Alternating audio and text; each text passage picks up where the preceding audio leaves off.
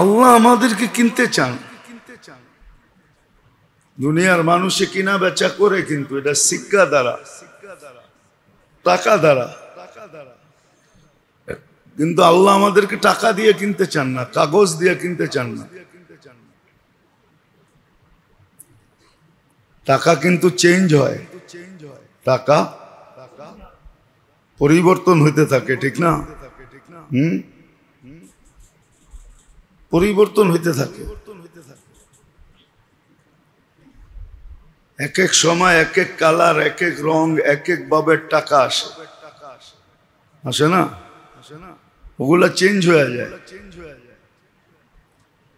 কিন্তু আল্লাহ যা দিয়ে কিনতে চাইতেছেন ওটা কোনোদিন চেঞ্জ হবে না। চেঞ্জেবল কারেন্সি দিয়ে আল্লাহ কিনতে চাইতেছেন না। আল্লাহ আমাদেরকে জান্নাতের বিনিময়ে কিনতে চাইতেছেন। এখন ভাবনাটা এটাই যে কোন মানুষটাকে আল্লাহ জান্নাতের বিনিময়ে কিনতে চাইতেছেন। প্রথম তো ভাবতে হবে যে আল্লাহ আমাকে দাস হিসাবে কিনতে চাইতেছেন না। দাস হিসাবে যদি কিনতে চাইতেন তাহলে আল্লাহ পারতেন।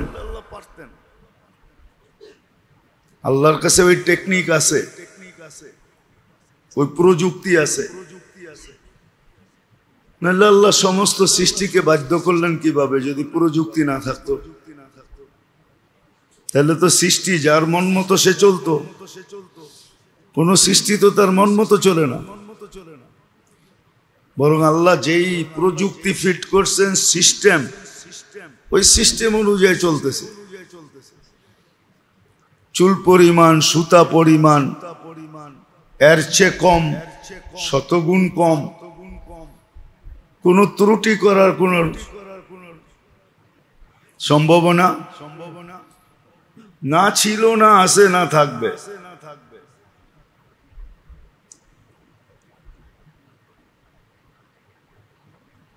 কিন্তু মানুষকে আল্লাহ স্বাধীনতা দিছেন, ইচ্ছা স্বাধীনতা। মানুষ যেমন খুশি তেমন চলে। বক্করে সব আল্লাহর, টকশোতে বৈশা বিরুদ্ধে কয় আল্লাহর।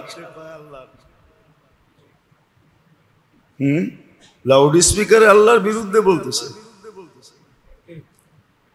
অথচ যেই মুহূর্তে আল্লাহর বিরুদ্ধে বলতেছে ওই বাক শক্তিটাও কিন্তু আল্লাহ।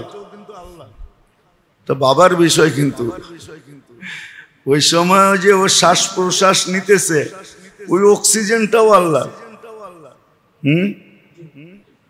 মানুষ কিন্তু কথা বলে, ভিতরে একটা শক্তি ব্যবহার হয় না। কথা বলার সময় শক্তি ব্যবহার হয় না। কি এটা কি বেলুনের বাতাসের মতো ছেড়া দিলে বেরিয়ে গেল? কথাটাকে গুছায় বের করতে হয়, ঠিক না? কিন্তু এই শক্তিটাও কিন্তু আল্লাহ। কিন্তু ইচ্ছার স্বাধীনতা দিছেন বিধায়, হ্যাঁ, আল্লাহ শুধু দেখতে থাকেন। হাসেন তো না?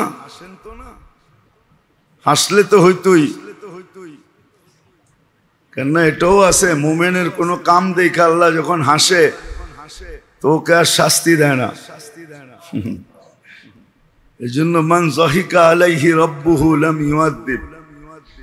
আল্লাহ যার কর্ম দেখে হাসে ওকে শাস্তি দেন না। এই জন্য হাসানের পদ্ধতিও আছে, ওটা আবার লম্বা হয়ে যাবে। কিছু কাম আছে যখন করে তখন আল্লাহ হাসতে থাকেন, আর সিদ্ধান্ত নেন যে হাইসা যখন দিলাম আর শাস্তি দিব না। এরকম কিছু কর্ম আছে মানুষ শিখলে করতে পারে। এরকম কিছু জিনিস আছে। একটা দেখাই, রাত্রে ঘুমের থেকে উঠলো তাহাজ্জুদের জন্য, আর স্ত্রীকে চেহারা একটু পানির ছিটা দিয়া উঠাইলো। আল্লাহ দুইজনের কাণ্ড দেখা হাসা দেন। আবার স্ত্রী উঠলো, স্বামীকে একটু পানির ছিটা দিয়া উঠাইলো, আল্লাহ হাসা দেন। তো তো সিদ্ধান্ত হয়ে যায় যে তোমাদেরকে আর শাস্তি দিব না। কিন্তু বাকি কিছু জিনিস আশ্চর্যান্বিত হয়ে হাসার কিছু বিষয় থাকে, আছে, যে আল্লাহর বিরুদ্ধে বলতেছে, যে গড ইজ নাথিং বলতেছে, নাউজুবিল্লাহ, ও কিন্তু আল্লাহর অস্তিত্ব দিয়ে বলতেছে, ঠিক না? হ্যাঁ, অস্তিত্ব না দিলে ওই নাথিং কি করে বলতো, ঠিক না? ওরে যদি নাথিং আল্লাহ না শিখাইতেন, ও কি করে নাথিং বলতো? কি বলেন? মার পেটের থেকে যখন আসছিল তখন তো নাথিং বলার ক্ষমতা ছিল না, ওয়া ওয়া করার ক্ষমতা ছিল, ঠিক না? আল্লাহ যদি ওরে সারা জীবন ওয়া ওয়ার ভিতরে রেখা দিতেন, কি করতো? কি করার কিছু ছিল না? বিজ্ঞানের কাছে প্রযুক্তি আছে না? বিজ্ঞানের কাছে মেশিন আছে? যদি থাকতো তাহলে তো দুনিয়াতে বোবা থাকতো না। বোবা নাই দুনিয়াতে। হ্যাঁ, সবাই মিলা চেষ্টা করতো যে ওর বোবাত্ব দূর হয়ে যাক, ও আমাদের মতো কথা বলুক, ঠিক না? দেখি না ওর আওয়াজটা কিরকম, দেখি না ওর কথা বলার ভঙ্গি কিরকম। নাই তো প্রযুক্তি, আছে নাকি? হ্যাঁ, না বোবা শুধু আমাদের দেশেই আছে, আমেরিকাতে বোবা নাই। আমাদের দেশেই আছে, কানাডাতে নাই। আমাদের দেশেই আছে, জাপানে নাই। আমাদের দেশেই আছে, ইউরোপে নাই। এমন তো না, সারা দুনিয়ায় তো আছে। এমন তো না যে আমাদের দেশেই আছে। যারা আরবি বলে ওই দেশে বোবা হয় না, ওরা তো কোরআনের ভাষা বলে, বোবা হবে তো হবে কি করে? ওই দেশে তো বোবা আছে না? নাই? যাক, ইচ্ছা স্বাধীনতা দিছে বিদায়, আল্লাহ শুধু দেখতে থাকে। তো যেটা বুঝাইতেছিলাম, আশা করি আল্লাহর কাছে, আশা করি বা দোয়া করি যে আল্লাহ আমাদেরকে বুঝ দে, বুঝ আসুক। রূপরেখায় মানুষ মানুষ হয় না, গঠনে শুধু সামাজিকভাবে মানুষ হয়। দাগও বলছি, কাগজে কলমে মানুষ হয়, পেপার পত্রিকায় মানুষ হয়। কিন্তু আল্লাহ রসুলের কাছে মানুষ বা কোরআন হাদিসের দৃষ্টিতে মানুষ, এটা রূপরেখায় হয় না, এটা তো গুণের দ্বারা হয়। কিছু গুণ আছে, যেই গুণ আসার পরে মানুষের ভিতরে আসল মানুষে রূপান্তরিত হয়, মানুষ হয়। তখন মানুষ হয়, তখন এছাড়া মানুষ হয় না। আবারও বলতেছি, হ্যাঁ, সৃষ্টির মাঝে শারীরিক মানুষ হিসাবে, গঠনগত মানুষ হিসাবে পজিশন পাবে, সেবা পাবে, যা আগে বলছি এটা পুরা পাবে। কিন্তু আল্লাহ রসুলের কাছে মানুষ হইতে হলে তখন গুণ লাগবে, গুণ। গুণ ছাড়া সে মানুষ হবে না। যখন গুণ আসতে থাকবে তখন কিন্তু আসল মানুষের রূপ নিতে থাকবে।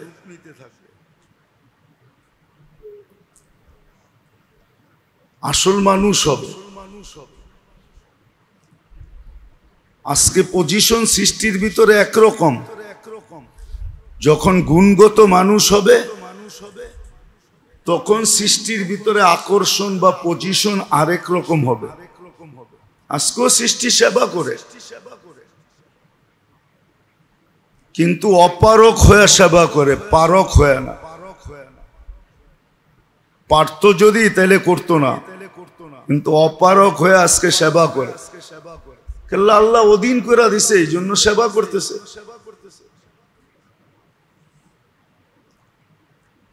আর যখন গুণগত মানুষ হবে তখন সৃষ্টি তার সেবা করাটা নিজের পজিশন বাড়ানোর কারণ মনে করবে, নিজেকে ধন্য হওয়ার জন্য সেবা করবে। তখন নিজেকে ধন্য মনে করবে যে এর সেবা করতে পারলে আমি ধন্য,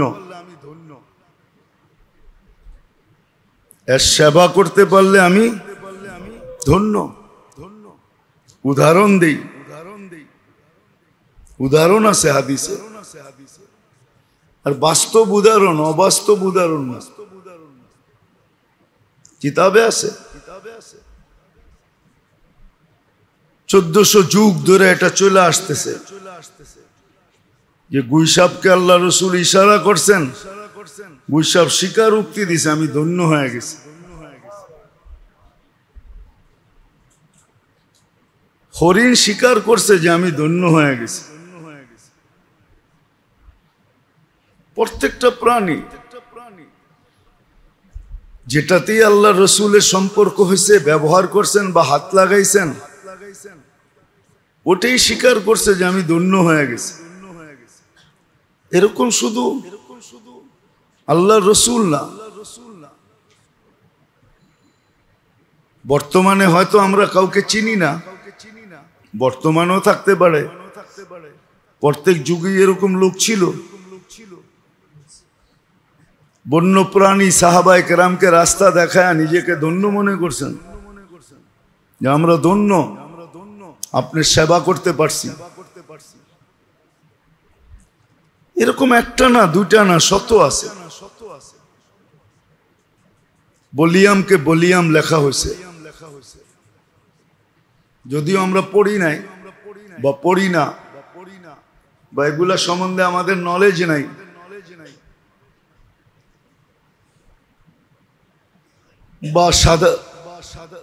বা জেনারেল জ্ঞান থাকার কারণে এগুলাকে জ্ঞানই মনে করে না। আর না করার কারণও আছে। জেনারেল মানে তো সাধারণ, সাধারণ মানুষ তো অসাধারণকে মাপতে পারে না। মাপতে পারে নাকি? নাহলে প্রবাদ বাক্য কেন আসতো, বাবন হয়ে চাঁদের দিকে হাত বাড়ায় না। মানুষ কি হাত দিয়া চাঁদ ধরতে পারে নাকি? তো সাধারণ বিদ্যালয়রা অসাধারণ বিদ্যা বুঝবে তো বুঝবে কি করে, ঠিক না? এটাও একটা কারণ হতে পারে। উনি তো সাধারণ বিদ্যার অধিকারী, হোক না পিএইচডি, তারপরও তো সাধারণ। হোক না ডক্টরেট, তাতে কি আসে যায়, তারপরও তো সাধারণ। না মানেন না? জেনারেলের অর্থ কি?